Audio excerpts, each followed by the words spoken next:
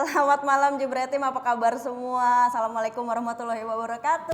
Banyak yang mungkin nanya, kenapa dia lagi, kemana sih semua hostnya? Tenang.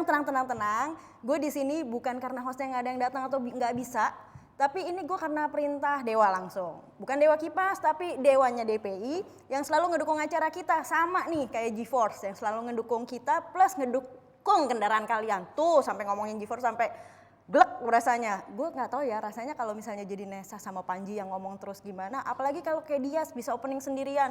Mereka tuh host gue emang yang paling keren juga ya. Sama kerennya kayak GeForce yang admin sama Instagramnya bisa kalian cek di sini.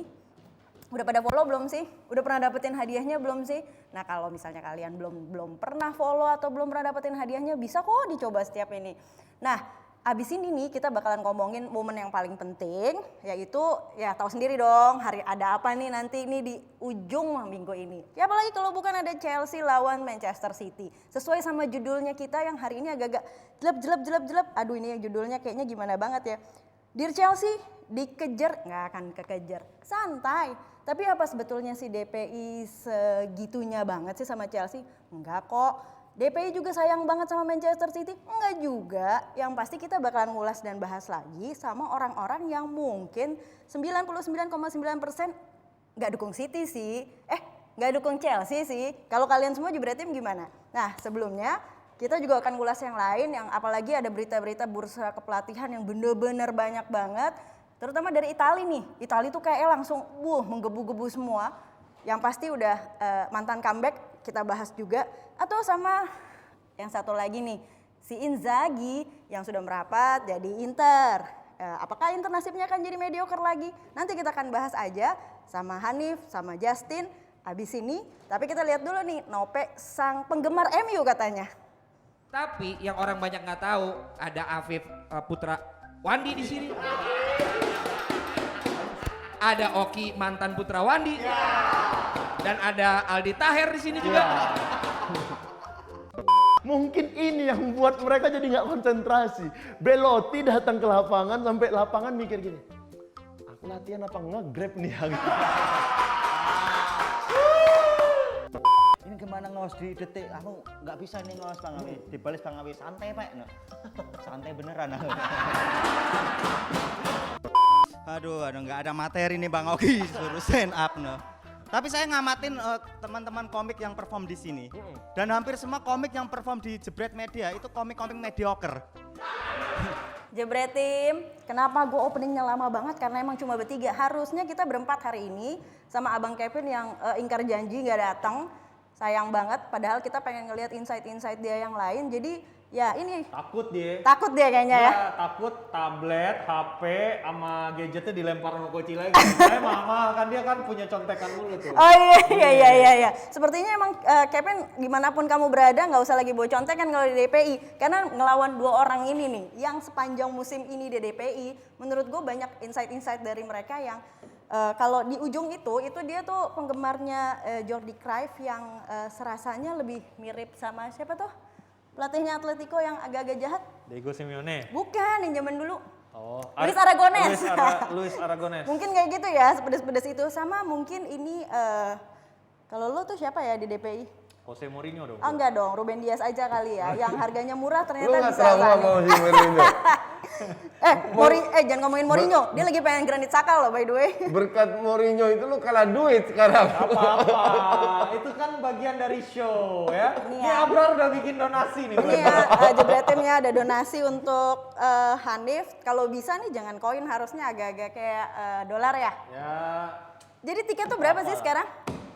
24 juta. 24.750. Dikasih korting gua sama Koci. Nggak ada korting-kortingan. Kurang 4,750. Kemarin gua berantem sama dia. Koci, ini enggak itu baru sekali jalan katanya gitu kan. Terus gue lihat anjir bener nih baru sekali jalan. Oh ini Dan gue baru tadi siang gue beli apa?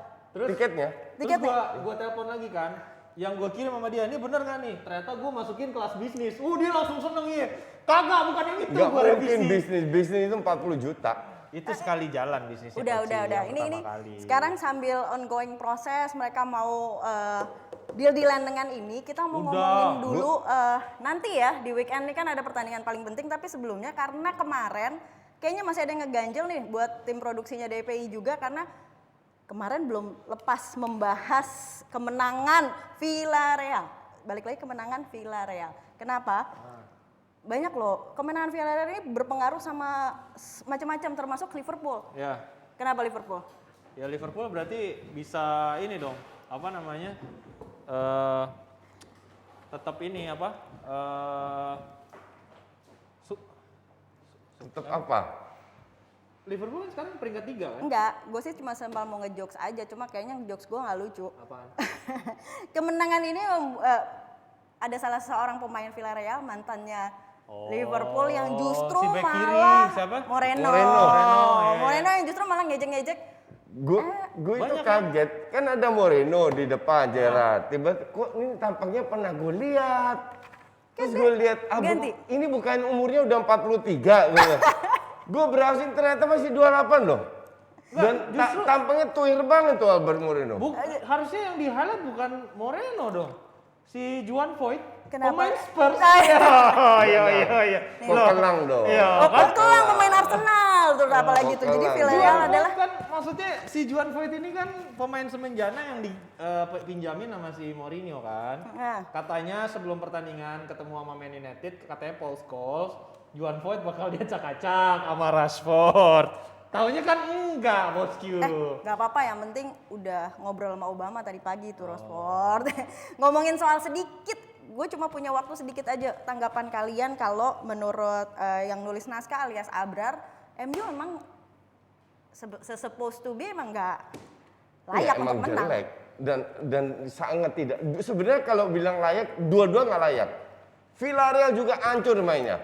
Cuman nggak bisa dimanfaatkan dengan MU dan kembali lagi yang gue bilang, lu mainnya jelek dan ini ada beberapa artikel ya di koran Belanda dan di koran Inggris bilang ini oleh apa sih? Mereka dia nggak ngelihat bahwa tim ini nggak jalan.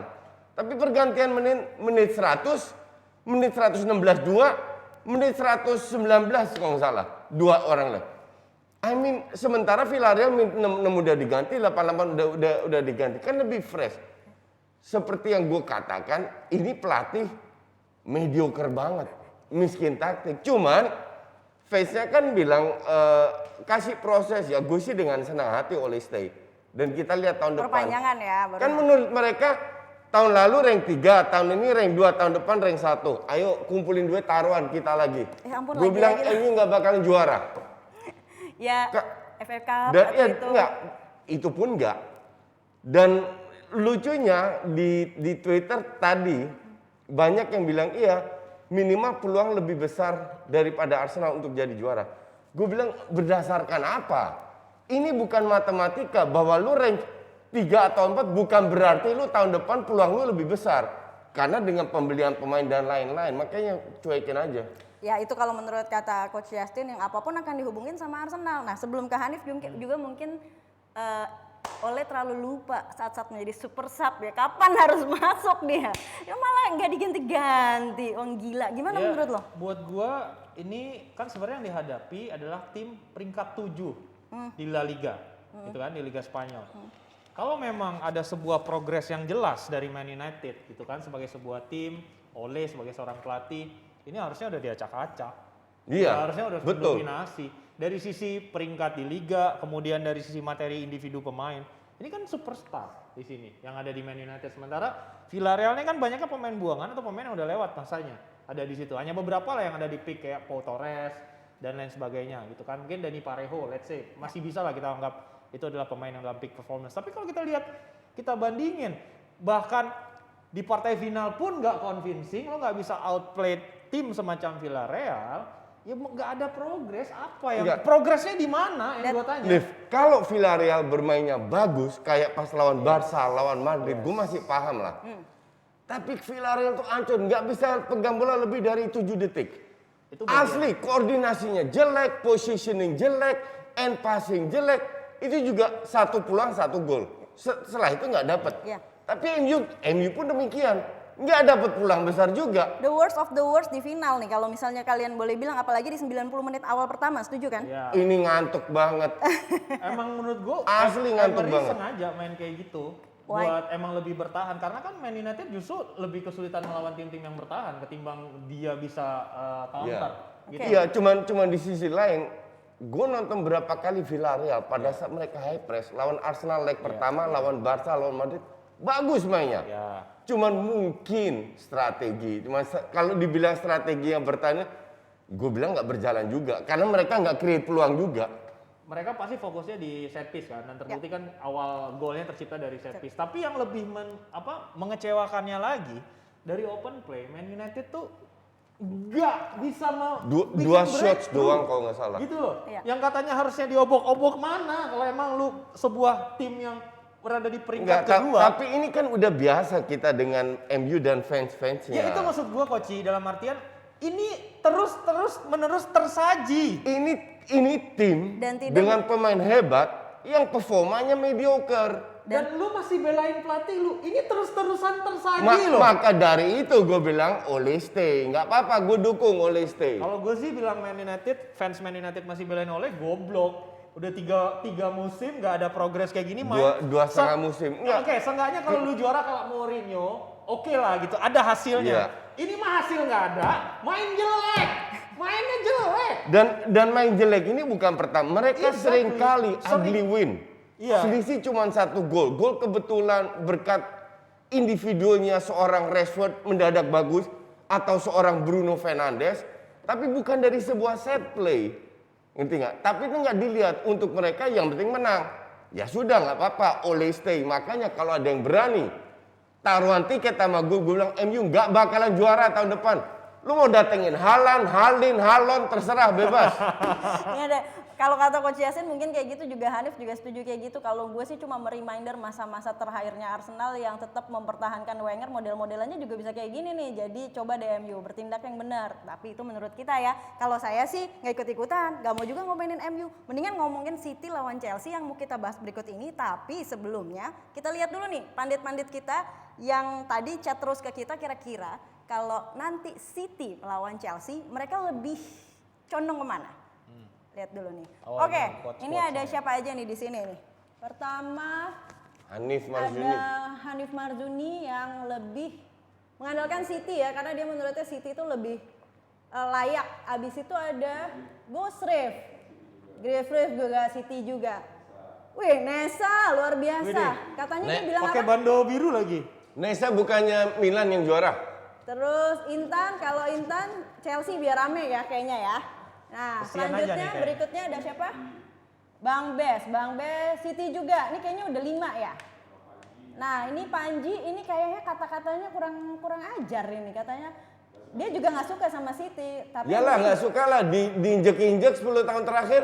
tapi nggak Chelsea juga. Nah, 2 yang paling menarik di terakhir Binder sama ada Binder Sato. sama Mas Haryo yang ngomongnya mereka lebih condong ke Chelsea. Nah, ini masih ada lagi deh ternyata. Itu masih ada siapa tuh? Oh, Vino Chelsea jadi 3 ya. Afif juga Chelsea jadi 3 dan terakhir siapa tuh? Papi Ropan. Oh, Papi Ropan City. Oke. Nah, di sini mungkin update sedikit ke Papi Ropan kalau Mendy sama Kante sih udah pasti main juga. Pasti main. Udah mulai gitu, latihan Pi. ya. Oke, Udah jadi mulai latihan. Pandit terbelah 2 sisi. Ada yang City, ada yang Chelsea. By the way, buat yang kangen Gusrif, yang kangen Mas Haryo, tuh menunjukkan kan kita mau baik-baik aja sama mereka. Ada tuh pendapat mereka tuh. Nah, ngomongin City dan Chelsea. Tadi kalau kita hitung dari pandit-pandit aja itu City tetap lebih banyak ya ketimbang Chelsea. Karena kalian juga mengakui bahwa siapa sih kita yang menyangka Chelsea sejauh ini, terutama dari saat pertama masuk 32 besar, di saat masih zamannya Lampard hingga sejauh ini. Gue pribadi, gue nggak menyangka sampai ada perubahan Tuchel. Ingat nggak, waktu terakhir lolos aja dia susah banget. And then mereka berevolusi dengan berbagai perubahan sampailah pada titik di sini dengan defense-nya mereka yang cukup bagus, kebobolannya mereka City maupun Chelsea di beberapa pertandingan terakhir juga cukup oke. Let's see dari City dulu, Hanif dan Koji. Kalau ngelihat katanya nih, orang kan selalu berbicara sedikit sejarah bahwa nggak usah sejarah yang jauh-jauh deh, 2 pertandingan di FA Cup sama di terakhir EPL. Chelsea notabene lebih unggul daripada City dengan Unggul lawan City B. City Iya. B. Tidak betul. semua pemain sama. Tidak semua Betul. pemain itu sama. Setengahnya pemain cadangan. Ya, dan oke, setelah ini kita akan masuk ke line up City dulu yuk. Line up City. Nah, ini coba kita kira-kira ini line up City versi kita. Aduh, nggak kelihatan. Ini mungkin the best yang menurut gue dan menurut Jebretim. Sinteko kok di kanan, Walker di kiri. Balik nih. Nah, Mabok. De Bruyne juga harusnya Oke. di tengah, Foden di kiri, Mahrez di kanan. tuh udah dimarahin, silahkan dibahas dulu. Tapi menurut kalian oke kan? Ini adalah formasi yang ini karena gini, kalau kita ngeliat Instagramnya di Jebret Media, itu justru malah banyak orang yang bilang Aguero bisa cetak 3 gol, 2 gol. Hello, ini bukan drama yang mengharuskan Aguero di partai terakhir ini diturunkan Aguero nggak main bahkan. awal Nggak gitu. main dari, Isn't it? Nggak main, dari betul. bukan starting 11, tapi kalau misalnya unggul, dalam baru kondisi masuk. unggul akan masuk di babak Ya, menit unggul 70, 3-0. Unggul Oke. 2-0 lah. Jadi Pasti ya, main. yang- Sterling juga pasti main menit yang 80. pada komen-komen coba ya, Diajak lari oke. lagi Mas Sterling. Tapi gue sih prefer Rodri ya daripada Fernandinho. Oke. Lebih karena ya kalau lebih bilang pinter sih lebih pinter Fernandinho karena jam terbang, betul. Tapi secara fisik dan Fernandinho ini kadang-kadang reckless loh, bikin pelanggaran yang nggak penting loh. Dan Rodri secara fisik speed lebih bagus daripada Fernandinho. Dalam pertandingan kayak begini, you cannot afford to make small mistake. Small mistake lawan Chelsea bisa dihajar langsung. Yang jadi masalah dengan Chelsea, sebenarnya permainannya cukup efektif ya, walaupun gue bilang bisa lebih bagus lagi kalau main 4-2-3-1. Cuman so far mereka membuktikan dengan 3-4-3, Madrid dibantai, ATM dibantai, jadi bagus. Hanya gue tidak melihat si Tuchel ini berani menerapkan sistem yang berbeda. Sementara Pep itu bisa menerapkan berbeda. Sudah beberapa kali, nggak banyak memang, dia lakukan bahwa kalau ketemu lawan kayak gini, gue adaptasi. Kalau ketemu lawan kayak ini, gue mainkan pemain seperti ini. Jadi Pep lebih fleksibel lah dari sisi strategi daripada Tuchel. Kalau gue bilang sih tetap gue sedikit unggulkan City. Karena menurut gue 3-4-3-nya Tuchel itu terlalu banyak celah yang bisa dimanfaatkan oleh City, terutama between the lines. Oke, sebelumnya Hanif dulu. Tadi gue menarik soal antara lo memilih Rodri ketimbang Fernandinho. Ya. Agree dengan Justin? Enggak, gue sebaliknya. Gue Oke. lebih memilih Verna ada di defensive midfield. Kenapa? Verna ini bisa sense danger lebih cepat ketimbang Rodri. Rodri kan memang secara fisik dan postur tuh lebih lebih gede gitu ya. Jadi gol kedua Chelsea di pertemuan terakhir pun karena kesalahan individu dari Rodri yang kehilangan disposes bola di situ dan akhirnya bikin Chelsea mampu memperbesar keunggulan gitu. Dan di partai-partai sepenting ini gue yakin butuh seorang pemain yang punya bisa bermain kotor tapi bisa nutupin, nggak kena kartu. Maksudnya contohnya seperti yang dilakukan oleh Guardiola di semifinal, dia pasang Fernandinho di sana khusus untuk ngelanggar Neymar. Setiap kali Neymar dapat bola pasti dilanggar sama Fernandinho. Karena yang melanggar adalah Fernandinho, dia nggak guling-guling sampai Bekasi. Karena dia rekan senegara, gitu kan? Dan Gak ada hubungannya itu. Ada hubungannya. Gue gak setuju. Karena dia bareng-bareng di timnas Brazil. Dia nggak ada ngaruh. respect di situ. Kalau lo lihat, kalau itu yang melanggar bukan Nggak lah. Fernandinho, Yang- wah dramanya yang lebay nggak banget. ngaruh, yang ambil keputusan Ngincer- tetap wasit. Ngincer kartu. No, itu Tapi itu terlalu nggak ada beresiko hubungannya. juga kan, Nif, kalau memasang itu in spite of yang kayak lo bilang tadi, tiba-tiba Lu nonton lagi dari replay semifinal, tiap kali Neymar dilanggar sama Fernandinho langsung ditarik. Dia angkat Iya, langsung. oh iya betul. Cuman kalau udah berapa pelanggaran terjadi dihitung sama wasit tetap aja kartu. Iya, that's part of the game. Kalau Tapi misalnya jangan lu nggak Fernandinho, Nggak- wah itu nggak. wah, Dan, aduh, dan, sakit, dan, sakit. dan wasit tetap nggak pengaruh soal jangan itu. lupa beberapa kali Kante kan juga sering melakukan Pelanggaran itu, memancing iya. pelanggaran sampai Exactly. akhirnya alus-alus. Kalau Ini lu berarti nggak akan jadi punya orang yang menguasai dark arts di lini tengah lo ketika ngelawan Chelsea yang orangnya tukang tarkam semua kayak Reece James, si Rudiger. Rodri juga bisa. Enggak. Kalau dibilang jam terbang, sense of danger itu gue setuju. Emang dia lebih pintar. Cuman gue berkali-kali nonton Fernandinho lelet, lambat dalam ambil keputusan. telat masuk, telat ini, sehingga gue bilang lebih baik Rodri.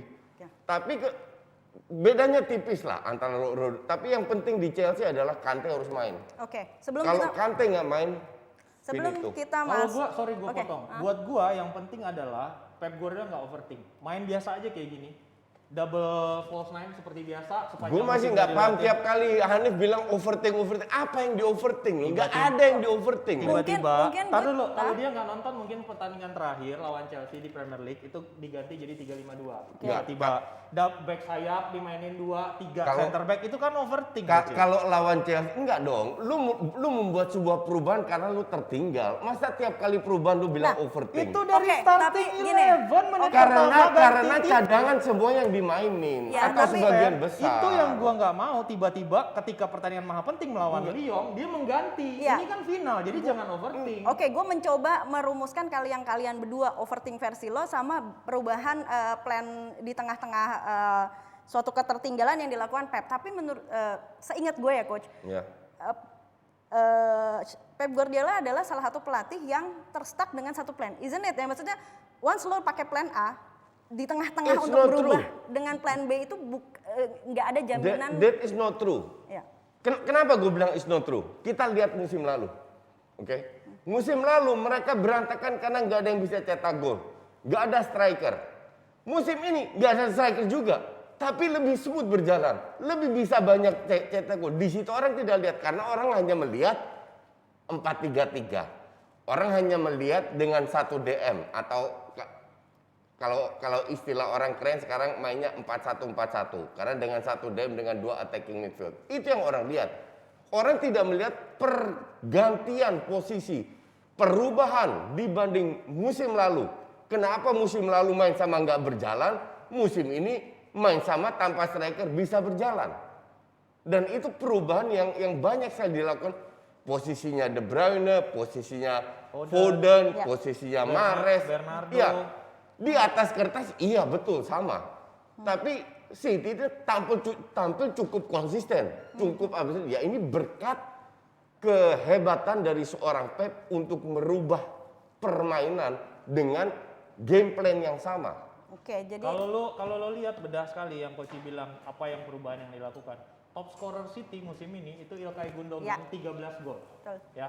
13 gol dan gol disumbangkan merata dari setiap pemain. Di Liga Ya, Champions yang betul. paling decisive adalah Riyad Mahrez. Oke. Jadi kalau lo lihat skemanya adalah memegang bola selama mungkin karena 11 yang tampil di lapangan technically ada gelandang semua. Lawan itu kesulitan untuk mengambil bola dari City. Jadi majority of the pertandingan tuh mereka chasing shadow. Ya. Oke. Ngejar bayangan. Makanya Jude Bellingham ngomong gitu. Kalau pegang bola itu memang udah filosofinya. Betul. Tapi Pep dengan dari 11 dulu. tanpa striker, Lebih banyak. Lebih banyak Iya. lagi Koci. Cuman Gitu. yang tahun lalu, terutama tahun itu kelihatan. Berkali-kali nggak jalan tapi dipaksa. Nggak ada striker tetap dipaksa dengan gaya bermainnya sama. Sekarang gue ngeliat ada perubahan. Wingernya agak lebih masuk ke dalam. Attacking midfieldnya kayak Gundogan yang itu lebih berani ke. Jadi ada small changes yang membuat perubahan. Jadi yang teori-teori yang lalu-lalu bahwa plan A yang selalu diterapkan sama Pep Guardiola yang juga diaminin sama pemain-pemain kayak Kevin De Bruyne bahwa there's no other plan than plan A gitu ya. Lo harus Iya. main di gitu. Itu mungkin nggak bisa diartikan bahwa dia nggak punya ini. Toh dia juga sudah mencoba beberapa formula dan Perubahan, ya. sekarang dia punya masalahnya tim A sama tim B yang merata, Hampir isn't sama it ya, bagusnya. hampir sama Ya. bagusnya. Nah tapi ada beberapa tim yang gue catat seperti musim ini kalau kita ngeliat lawan Leicester, Spurs, MU, terus Leeds United yang mainnya cukup rapih nih, cukup rapih kan? Spurs Mungkin di mana rapinya? Ya high defensive, benar tuh high defensive, cuma rapih ketika mereka kompak quote and quote. Eric Dier, Rafi. Eksepsi selain yang tadi gue sebutin Spurs, aduh salah. Spurs gue no comment Ya, ya. ini kita bicara secara tim-tim yang menang, tapi benar juga kan mereka disiplin saat melawan City dan bisa meraih kemenangan, mencuri kemenangan di situ lawan. Pertandingan terakhir Leeds lawan City. Leeds City 20 something shots on goal, 19 on target, ngegolin cuma 1. Leeds 2 shot on target, 2 nyetak. Dan lawan Leeds setahu gue semua cadangan. Yang main, oke. Yang main dari Ya, City. Oke. Ya itu benar, City B yang main. Oke. Jadi untuk gue sama sekali bukan jadi parameter berdasarkan 2 match sebelumnya bahwa Chelsea bisa menang. Itu benar-benar pemain intinya nggak dimainin. Karena Chelsea belum ketemu City yang ini, yang Iya. benerannya City Jadi A-nya. terlalu arogan untuk mengatakan kita akan menang berdasarkan 2 match itu. Oke. Ya. Gue mau pindah ke Chelsea dulu, cuma gue mau highlight satu aja pemain City yang menurut gue yang gue sebutin tadi yang mungkin kayak lo nih, Ruben Dias. Ya. Seberapa lo mengapresiasinya dia datang karena kalau menurut gue dia lebih berbuat sesuatu yang jauh lebih. Ya. Dan kayaknya sih dia bakalan juga ikut berbicara banyak di sini nih. Iya dia kan impact yang dia datangkan terhadap pertahanan City hampir sama seperti Van Dijk datang ke Liverpool. Didatangkan memberikan impact yang dia membuat rekan setimnya bermain lebih baik. Dan- John Stones, lo lihat betapa ada ketenangan dalam dia mendistribusikan bola sekarang. Gitu dia membuat Zinchenko tampil lebih stabil. Nah, ini kasusnya sama Zinchenko tidak mengawali musim dengan sebagai starting Enggak sih, 11, gradually jadi lebih solid. Itu pun kalau Zinchenko lebih solid, gue setuju. Ya. Tapi itu bukan karena Ruben Dias. Kalau bukan Ruben Dias Tapi yang di menurut situ, gue, enggak lah. lo dulu kan lo kalau City tuh Lo punya lihat lah kompani kan yang covernya selalu seperti apa. lead the position yang di Iya. belakang. Mungkin bisa dibilang seperti itu nggak sih, Nif? Dia bisa menggantikan perannya kompani yang sama-sama ngelit Ini kan teman-temannya nih. salah satu scouting yang dilakukan oleh City. Kenapa Ruben Dias yang dipilih? Karena dia itu punya kepemimpinan. Baik ketika masih di Benfica, dia udah menguasai ruang ganti. Suara dia matters buat rekan-rekan setimnya. Dan dia profesional banget. Dalam artian nggak banyak melakukan intrik di luar lapangan. Itu pun gue nggak setuju karena dia nggak bisa bahasa Inggris. Jadi nggak mungkin. Itu pun gue tidak setuju. Bahwa dia hebat gue setuju. Ya. Tapi kalau untuk gue Hanif agak lebay, dibilang membuat ini lebih bagus, itu lebih bagus, itu gue nggak setuju. Di itu pun gue nggak setuju. Apalagi pemain muda. Gue tahu banget pemain muda yang luar dari non negara yang sama datang, bahkan sesama Inggris pun kalau masuk ke klub besar nggak mungkin itu akan disikat sama seniornya. Kalau mulutnya gede, kasarnya begitulah. Tapi dia membuktikan justru di lapangan penampilannya luar biasa. Atau mungkin di City nggak ada senioritas karena semuanya Nggak, dipegang sama Nggak Pep. mungkin, di semua klub ada senioritas. Karena yang ngomong senioritas di ruang ganti itu ada di bahasa yang sama sama dia, Fernandinho, Cancelo. Itu ada banyak yang ngomong bahasa yang sama sama dia, gitu. Oke. Jadi ya dia mungkin nggak ngerti ruang gantinya City kali ya, jadi ya nggak apa-apa, it's okay lah gitu kan. So kalau Enggak, lo lihat bahasa emang berapa kali lu kumpul sama pemain-pemain? Nol, nggak pernah juga. Jadi Udah, jangan udah, sombong. udah. Maksud lo? Nggak pernah lu kumpul dengan pemain-pemain City pada saat mereka berbicara hal-hal yang penting. Sekarang Maksud lo sebelum nggak kita berbicara hal berbicara penting maksud seperti dan apa? Di gosip, ruang ganti pada saat bermain atau apa, emang lu ada di situ kan nggak ada.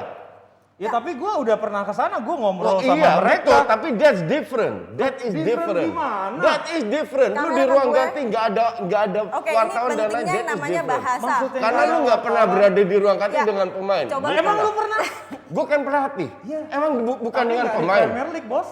Ting, kita pakai bahasa kembali lagi nih karena kita masih banyak bahasan yang lain. Gue soal bahasa oke lah ya, semua yang mau bahasa ini bahasa itu nanti kita buktikan apakah pengaruhnya sama dan sesuai nih karena kalian berdua sampai sejauh ini masih bilang bahwa City akan unggul. Iya. Setuju kan? Dua-duanya kan? Kalau itu kita sepakat. Oke, sepakat City bahkan unggul. Sementara kalau kita lihat tadi ada Mas Haryo, ada Bung Binder, ada siapa lagi nih? Kalau gue inget-inget next skip satu lagi. Mino. Afif. Ada Afif dan Afif ya? Kopi Ropan. Sama Vino. Hanya 4 orang yang mengunggulkan Chelsea.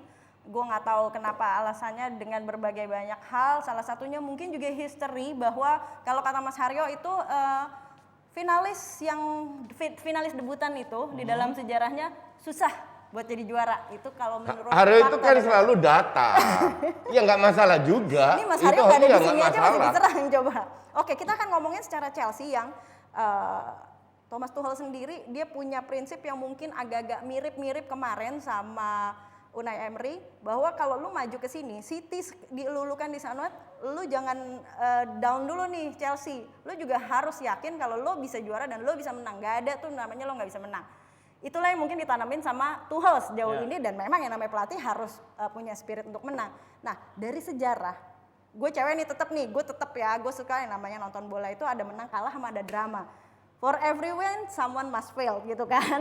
Nah, sekarang untuk Chelsea yang semua orang membumbuinya dengan penuh drama 2012, drama 2 match sebelumnya. Nah, kita masuk dulu yuk ke kita masuk ke ini. Oke, ini statistiknya. Sekarang kita ke susunan pemain, ada 2 macam yang disusun sama tim Jebret Media untuk perkiraan line up untuk ngelawan City. Kira-kira siapa aja nih? Oke, ini. Nah, ini udah bener nih. Bedanya Rodri tadi kan. Oke. Kok Laporte yang main? Enggak, ini yang lihat yang Chelsea-nya. Kita kan ini ke Chelsea. Seberapa menurut lo ketika mungkin Ziyech menurunkan Ziyech di awal? Justru ini loh, ini yang kalian mesti perdebatkan. Komposisi yang seperti ini apakah akan diambil oleh Tuchel pada nanti laga melawan City dan Mungkin seberapa aja. resikonya di Gue sini? bilang mungkin aja. Why? Karena kenapa? Karena berkali-kali dia juga coba, dia rotasi terus. Mount pasti main. Di posisinya Ziyech dia rotasi, kalau enggak siapa namanya? Pulisic, Ziyech, bahkan Havertz jarang. Tapi sekali dan nggak ada yang konsisten juga. Ya. Jadi untuk gue kenapa nggak konsisten? Karena memang posisinya bukan di situ. That's why gue bilang kalau mau ya lebih bagus, dan ujungnya kan pada saat mereka tertinggal baru dirubah. Oke. Baru 10-15 menit terakhir dirubah sama Tuchel. Tapi it's too late. Coach, tapi kalau lo ngelihat ini komposisi sekarang dan berdasarkan acak-acak uji coba ala Tuchel di beberapa pertandingan, ini adalah salah satu line up yang terbaik yang dimiliki Chelsea nggak sih yang bisa kita turunin dengan memaksakan Ziyech untuk tampil di lebih awal? Mereka memiliki pemain lebih banyak yang bisa tampil sebagai starter. Tapi nggak jalan karena 3-4-3-nya, karena tidak sesuai dengan karakter pemainnya. Oke. Maka dari itu, ya udah kalau dia kepala batu kita lihat aja how far mereka bisa survive. Kan ujung-ujungnya Chelsea ini lolos karena Leicester kalah. Kalau Leicester menang kan mereka nggak lolos. Jadi sistem 3-4-3 ini nggak sehebat yang fans-fansnya pikir gitu loh. Ngerti nggak? Ya, Walaupun ya. berhasil di Champions League, nanti jangan kaget kalau ini kayak Chelsea Munchen tahun lalu di bola 4. Oke. Dilipat-lipat, diobok-obok. Bisa juga, tapi sekali lagi gue unggulkan City itu tipis. Oke. Kalau Chelsea lagi on fire, terutama individunya, bisa aja mereka menang. Sangat bisa.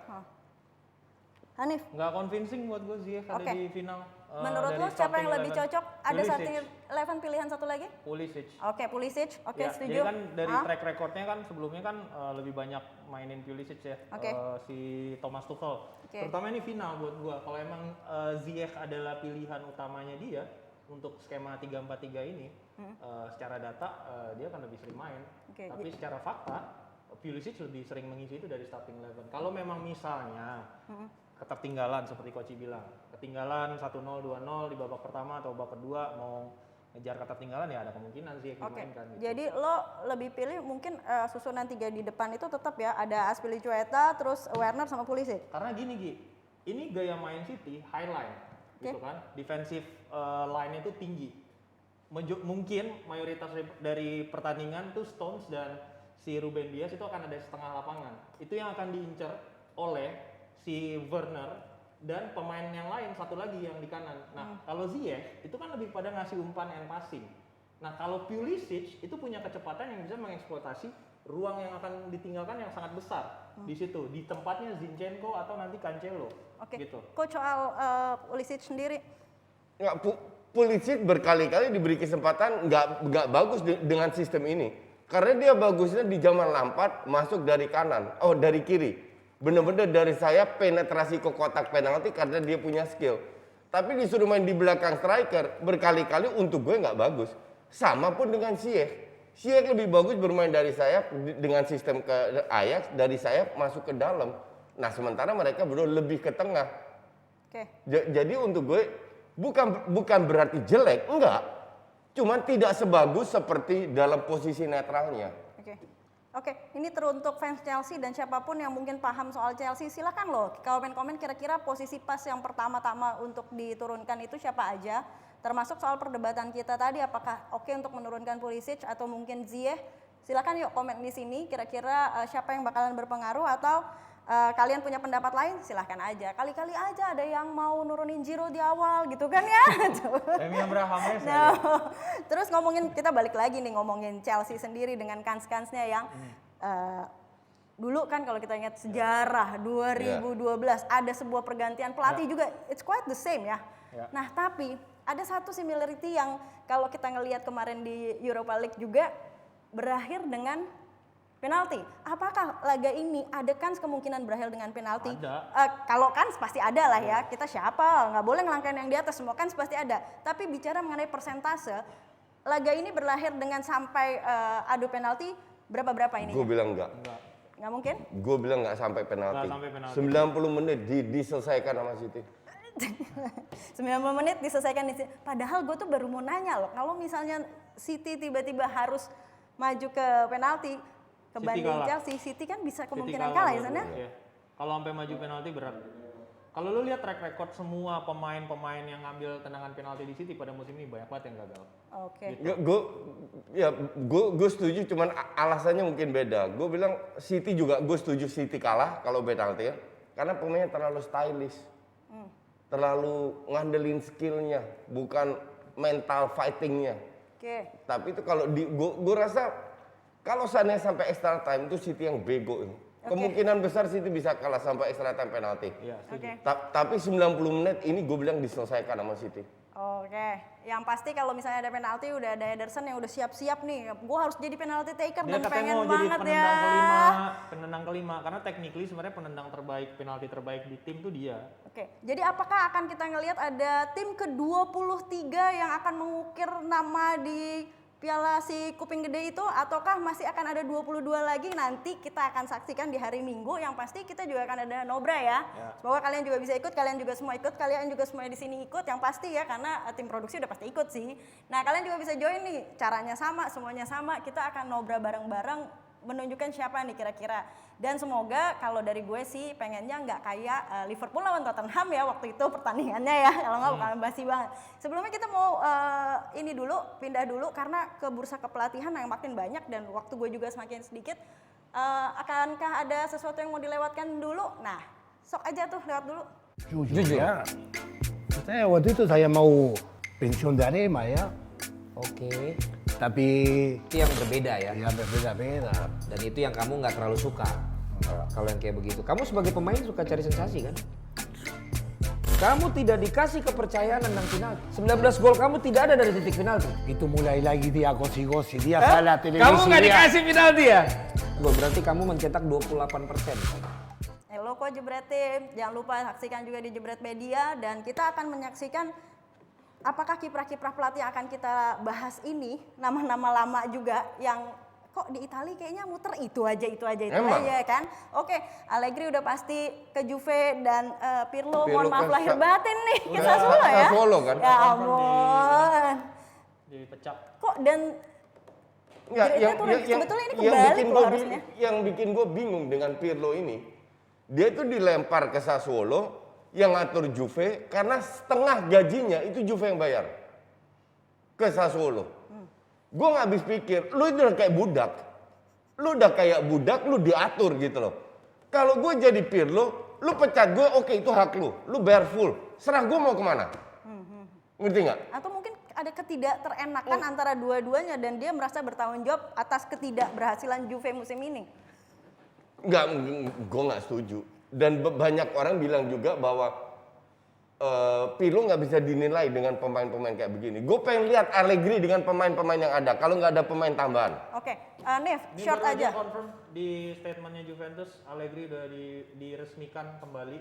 Oke, Barusan buka. Allegri kembali ke Juve udah pasti back to mantan. Masalahnya ini si mantannya ini apakah masih butuh Ronaldo? Karena ini kayaknya tipikal orang yang akan 80% bakalan tidak butuh orang seperti Ronaldo. Ya ini kan salah satu alasan dia terdepak adalah terakhir kali itu ada dua. Yang pertama dia merekomendasikan untuk melepas Ronaldo, untuk merebuild squad.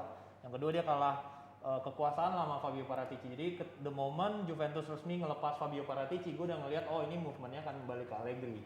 Gitu. Ditambah lagi Real Madrid agak sedikit mengulur waktu untuk bisa memastikan Allegri gitu kan. Akhirnya Juve bisa swoop gitu kan dari belakang, namanya balikin dia di sini. Jadi buat gua kalau tanpa Ronaldo sebagai fans Juventus, sebagai pengamat bola, gue lebih senang Ronaldo dilepas biar Juventus benar-benar bisa legowo untuk rebuild. Karena gue ngelihat ada banyak sekali pemain yang terhambat perkembangannya dengan kehadiran Ronaldo di sana. Salah satunya Paulo Dybala. Oke.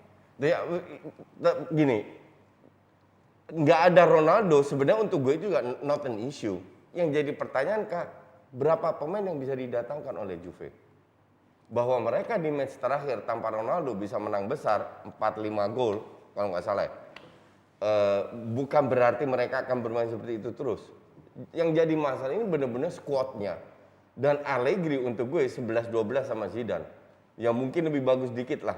Tapi gue tidak melihat Allegri bisa membuat squad seandainya yang ada ya tanpa Ronaldo bisa bermain jauh lebih bagus, sama sekali tidak. Oke. Jadi kalau dia mau perform minimal 5 pemain harus didatangin. Kita akan lihat dulu gimana, kita nggak bisa menganalisa gimana Allegri sang mantan ini kembali ke Juve tanpa ngelihat komposisi pemain yang akan dibeli dulu ya. Nah tapi kita sedikit lagi kita ke Inter Milan yang justru mungkin ini pengaruh dari krisis keuangan juga kah yang akhirnya Inzaghi Banget. dan dia diteror banget loh, kasihan loh gitu loh. Kenapa langsung ketawa sih? Kadang-kadang kan gini pelatih siapa dia kan terbukti sebagai pelatih yang bisa mampu beli yang murah-murah dan mementaskan itu menjadi something gitu loh. Kayak SMS aja, siapa tahu SMS diajak bisa kan? SMS diajak Inter, orang dia minta cut budget 20% gaji plus harus menjual pemain 90 juta. Siapa tahu itu SMS namanya one of the magnet gitu Nggak, loh. Salah satu pemain paling mahal di Gue juga lihat Inter musim depan akan drop. mediocre lagi. Murni karena mereka nggak ada duit dan pemain disuruh potong nggak mau dipotong. Ya. Artinya kalau pemain gaji nggak mau dipotong ya that's okay. Tapi duit ini harus datang dari somewhere, yaitu penjualan pemain. Dan Conte kan keluar karena dia mau justru bukan dijual tapi squad ini ditambah. Dan itu duit nggak ada. Duitnya nggak ada. Dan akhirnya ya udah kalau duit nggak ada, gue nggak akan survive di Champions League. Gue mending keluar.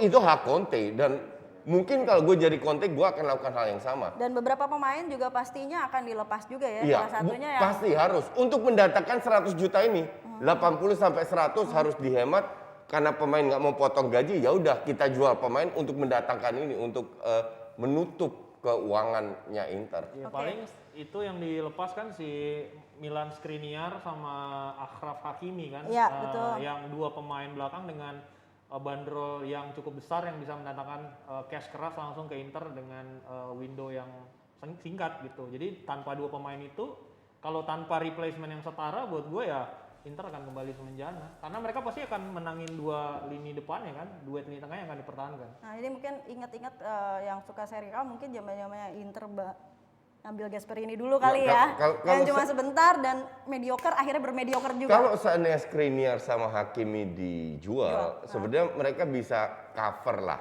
Cuman asal jangan ada yang cedera aja. Kalau ada yang cedera, selesai. Oke. Kalau ada yang cedera selesai, Juventus juga sudah mulai berbenah, AC Milan insya Allah ya kita juga nggak tahu. Yang pasti nanti kita akan saksikan juga gimana perjalanannya minggu-minggu depan mulai akan kita bahas lagi dengan siapa pemain-pemain baru yang datang, pelatih yang akan diganti, yang dipecat, plus jalan menuju Euro yang udah bakalan sebentar lagi tanggal 12 Juni. Tapi jangan lupa ya Jebret Tim buat ikut Nobra. Pilih tim kalian atau yang timnya udah pada merosot-merosot nggak jelas, mau pilih City, Chelsea, sok aja. Itu dulu sekian buat hari ini.